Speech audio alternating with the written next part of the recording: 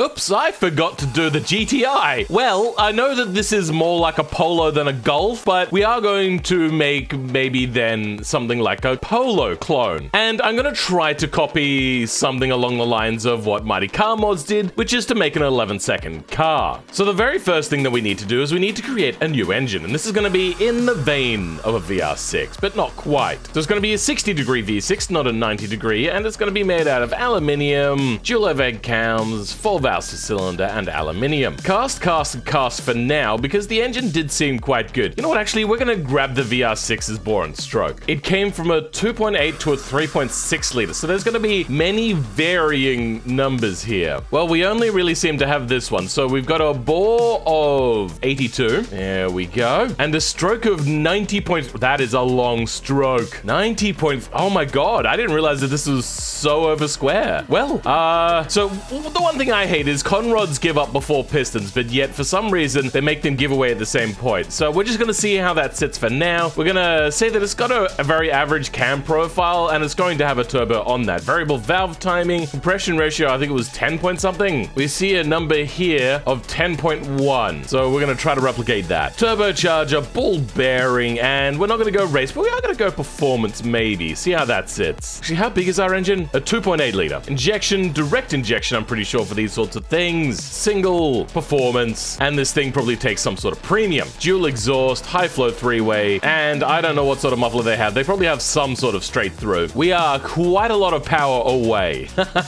We are going to increase these to just forged. Now, they gave it probably a lot more fuel to tune the hell out of it. I'm actually really struggling to get a reasonable amount of power out of this engine. You're just gonna have to up the camshaft instead. Now, they topped out at 277 kilowatts, which would be about 300 at the flywheel. So that's what we're aiming for, and that's why I'm struggling so much. There we go, that's what we wanted to see. 300 kilowatts. Let's give our new engine a bit of a listen from our VR6 clone. That is actually considerably quieter than what I thought it would be. But, oh well, it's still pretty cool. Do we switch to a two-door like we did the other one, or do we just stick with this? I think we might stick with this. Now, this is going to be the GTI. It's going to have a little bit of a flaring on there, but not a huge amount. It's just, you know, to let other people on this road know that you're driving the sportier version that they didn't buy. And we are going to have a little bit of downforce here. Does it fit on? Yes, it does. Nice. Then, of course, we're going to switch over to a transverse all-wheel drive. We are going to stick with a regular transmission, but it is going to be up to a 6-speed. Something has also happened to our top speed, and I'm not sure what that is. Our top speed is considerably lower than what I expected it to be for a car with so much power. We are going to go electronic LSD for now. Need to figure out what's happening here. Our brakes are going to need to be upgraded, apparently.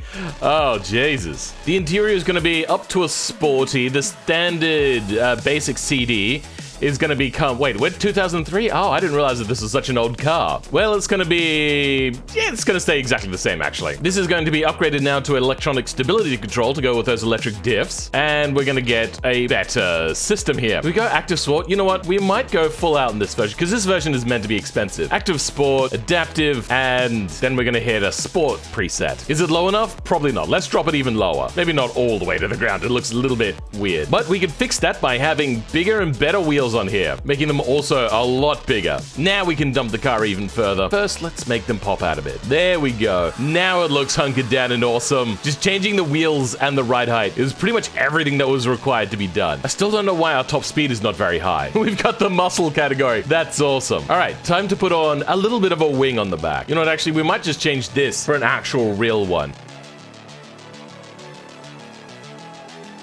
You know what it might be? This is technically drag, and this is technically drag. So that may have just been adding a whole bunch of drag that we didn't particularly need. What is the weight distribution here? 57 to the front? That looks to be about right if I have it about 40-ish. That's it. No, 57 is quite close. Maybe somewhere around there. So we're not generating lift, but we're not generating much downforce, but we are generating no lift, which is kind of really what I needed here. Cooling is going to go up a little bit as well because this engine is not weak. Wheels and tires seem fine. Drivetrain seems fine. 4.1 to 100. It should be a lot faster than this. I'm really baffled as to why it's not. Let's get rid of this. Hasn't changed anything.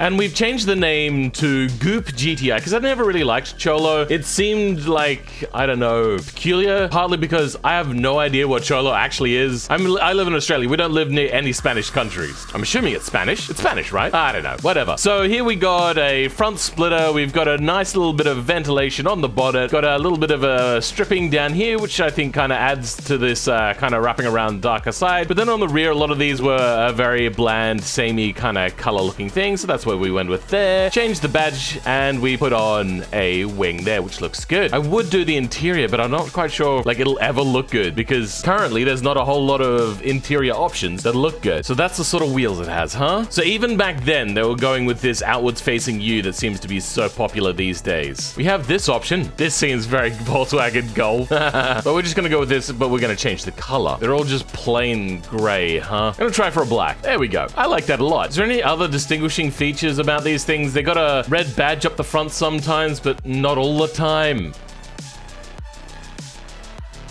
Okay, we couldn't really get GTI to fit nicely on the front, so instead we've gone with a little bit of a side badging. I'm not sure about the color, but I mean, I like how this thing has turned out so far. This is actually a really simple build too. See, this is where you need to be able to do a little bit more finagling because it's clipping through here. Come on. My only other option really is to bring out the wheel well quite a lot, and that just looks stupid, so no, we're not going to do that. How much wheel spin we got? 2.9. We're going to put on even bigger to 215s. Seems good. And then we're going to give it a really good handling with a, wow, even 215, huh? Oh, you know what I haven't done? I haven't put more to the front wheels yet. 57 to the front. Okay, let's see how it does around the automation track. A 216. You know what? Not that bad. Now, this is quite easy. You go to your mods folder.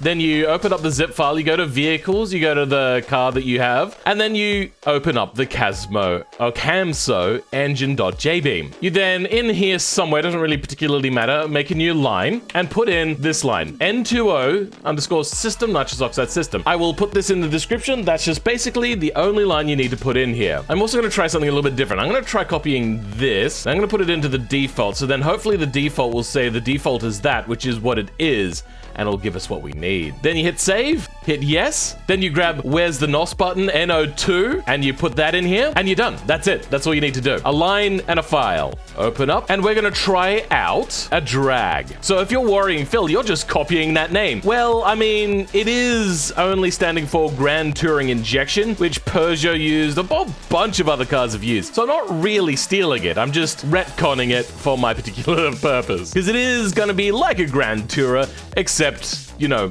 well, better. Play! Frick. Give me a second. So it seems that this problem is intermittently fixed. This guy told me that if you just go in and select the base model of the car already, so right here, it should fix the issue. Yes! Thank you so much! That's how you fix it. Oh, what the god damn it. Yes, NOS is on by default. So that was just a hunch that I had, and it worked out much better than what I thought it would. Oh, this is so good. So I'm hoping for an 11-second quarter mile, and it looks like we might actually get...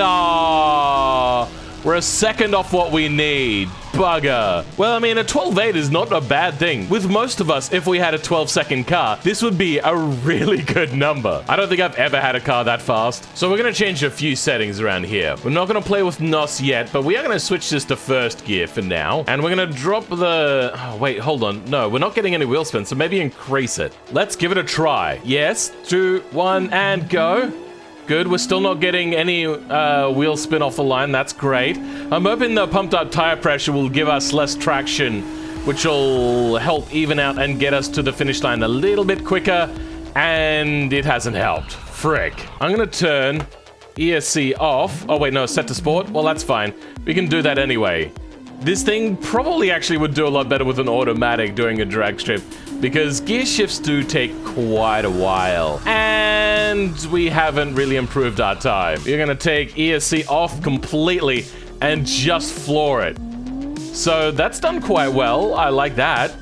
We're staying up in the rev range. The power's all good. Didn't get too much wheel spin that it needed to fuddle around. A 12.6? Okay. Reset to normal, change that NOS. Last chance for us to do this without having to resort to something stupid like nitrous oxide, because that would be silly. Why would I do that? Well, fuck it. Bloop. And Okay, so changing gears is instantly already a little bit more pronounced with how short this thing stays in its rev range. Oh dear God. It still hits that top speed, which is really weird. We did an 11.6. So with Nitrous Oxide, we're able to get close to what the Mighty Car Mods guys had done, which I'm a little disappointed that I had to go to such extremes. Oh boy. With our Nitrous Oxide system, I'll not look too much into this. We got a 10-pound bottle. Let's go 20-pound and change it from a 100 kilowatt boost, which would have put us up to 400 kilowatts, which is this much horsepower. I'm gonna give it, say, a 300. Down that fuel tank amount and apply. Oh God, this is going to be a nightmare. Oh God! Oh my God, it doesn't know what to do. It's got so much power. Are we gonna break under 10 seconds with 300 extra kilowatts? I mean, come on. We hit our top speed. I don't understand what that whole top speed shenanigans is all about. Anyway, let's go try it on the racetrack, because this really is a racetracky kind of car. Now, to start with, we're going to do a before and after. We're gonna switch over to a manual control transmission. Hold on, actually. Restart this. Okay, there we go. Now that we got ESC off, we're actually going to do a before and after. Well, I forgot to put it in gear. God damn it. As I was saying, we are going to do a before and after. I swear to God, I am not a complete idiot. Just, you know, a little bit of an idiot. Oh, but that's fine. So we're going to do a before and after with traction control. Sorry, with without NOS and then with NOS. I get the feeling we're probably going to see somewhere in the vicinity of maybe a 5 to a 10 second difference. I don't think it's going to give us that much of a bonus, really, going around here in a car that's quite like this one. We're also... Oh, God damn. Please. Please. Don't be like that guy. All right, maybe I have to go full sweat mode. Sweat mode activate. Well, now, there is a bit of a problem with this car fundamentally, and we'll get into that later. But for now, you can see that this thing does okay in slow and medium speed corners. But there was another problem there, but we won't get to that because I noticed it hit its top speed. What the hell? It's still doing it. And then I noticed. Son of a bitch! Yeah, I was not happy when I realized that. What is the price of this thing? Oh, less than 50,000. You know what? Pretty good. The service costs, though, are huge. Huge! And our top speed now is close to 300 kilometers an hour, which is actually really good. Whilst we're here, we might try to see if we can do something about this. Re-export, and blip. And where's the NOS button? Good, it looks like our front splitter is staying on this time. The hitbox is just high enough that I don't think it's going to ever cause an issue again. Thank God. Why the hitbox comes out like this, I don't fucking know. What the hell? But let's give this thing a good hard try. We're gonna turn off these and just blast it down. Now, we haven't done anything other than lengthening out the gearbox. I think as the standard tune was, this thing wasn't really hampered by the gearbox, so hitting around the same time that we just did there, I mean, I was kind of expecting it, really. Let's try, though, with NOS turned on this time. And bogging down, sure. Oh, you know what we haven't done? We haven't changed the setup. Fuel volume down, into first gear, apply. Hopefully this does better. Okay, good, there we go. Through the first gear a lot quicker. No bogging down in first gear. We're already reaching near where our top speed was. Is it going to be enough? Yes. Could we get a little bit of extra time? And we're down to an 11.2, which is actually where the guys from Mighty Car Mods actually sat. And I'm so disappointed that I had to resort to Nitrous Oxide to match their time. Maybe if I didn't have the downforce, it would actually do that. Because I know the downforce isn't really realistic for a car like this. I just wanted to have the downforce anyway. Mostly just causes drag though. Except for this one small hiccup, you'll find that pretty much all my accidents happened at high speed, and you're about to see that this car becomes incredibly unstable, especially around high speed corners. Over and over again, it just kept happening. It seemed that there was just something that was fundamentally wrong with the car. So I feel as if I was not privy to some information when I increased my top speed. I also just realized that half my downforce is fake on the rear, so I was getting a lot more oversteer than what I should have. So I increased the rear wing, though not a huge amount. Maybe I'll increase it some more. We need to be about double what I want it to be. So if this is about 60, then we're going to want this to be about 55, and to be 55 needs to be at least 110. 120, that seems fine. I don't mind having more understeer. We've also made our rear wheels a little bit bigger, and we've given it 1% more to the front, though I don't think that that's actually going to change a whole lot because the problem was liftoff and kind of just general uncontrollability. I don't think that's going to have much of an effect. I like how this says done lap.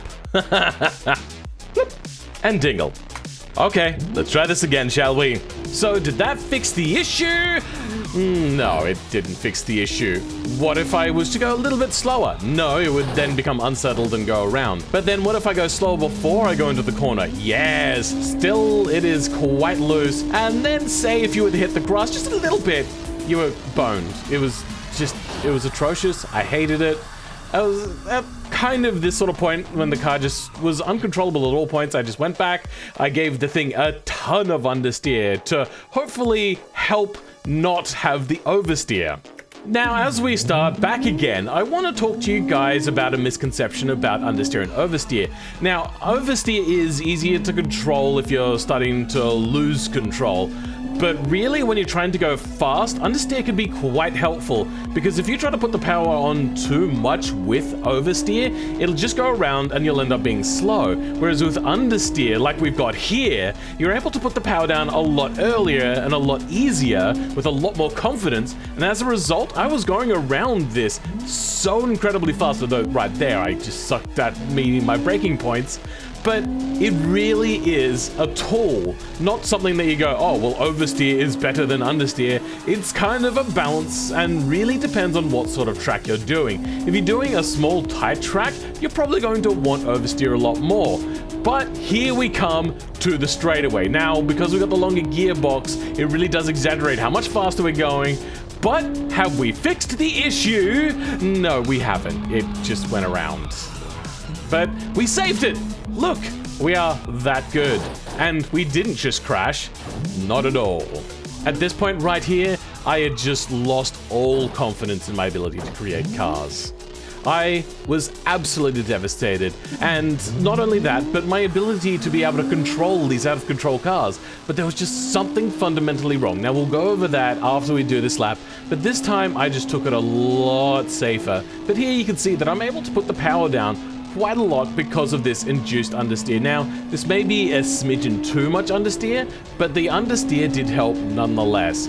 If I really wanted to fix this, what I should have done instead was to actually remove the front downforce, because that thing that I was going to go over, and I'll show a clip of it at the end, is the front diffuser was actually working. It was creating downforce, but on the rear, it actually was creating no downforce, which meant that anytime I had any sort of speed, it was just starting to really lose its tail end. And the faster you go, the worse this actually became pronounced. So as you can see, we're going down here, and at the end of this straight, heading into the slingshot, I'm going to scrub off a whole bunch of speed because I just do not have the confidence. I'm going to slow this right down. Still going to lose control because what kind of car would be nice to me? But no matter how determined I was to finish, the traction control had something else to say. It really slowed me down, and I don't exactly know why it wasn't able to do a better job. It had complete stability control, but it was just acting like a really overzealous traction control. After that, I just took every corner slowly, which actually really helps in Bavarian Bend. Bavarian Bend is the sort of corner where you do need to go slow. Now, I'd not gotten to this point with knowing exactly where the braking point is, but I did a pretty good job